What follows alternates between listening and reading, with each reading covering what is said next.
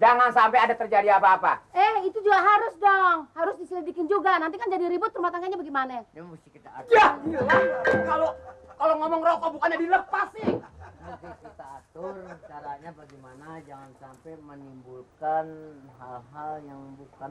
Bodoh amat itu mah, tapi ini rokok nih kena mulut. Lu ngomong melu pelan-pelan nggak ada artinya sih, Lin. Suaranya kuat nih kagak denger di situ. Jadi bagaimana, Lin? Sekarang kita keliling dulu dah. Ya kan? Kita penting banget ini masalah kebersihan. Warga ini banyakan yang belum sadar kebersihan itu penting. Sebagian daripada iman. Tuh. Itu maksud saya. Ya kan? Kagak denger dia mah gua ngomong apa juga. Sekarang mungkin aja kita kasih tahu mengenai persoalan kebersihan. Iya, ketemu nih. Bagus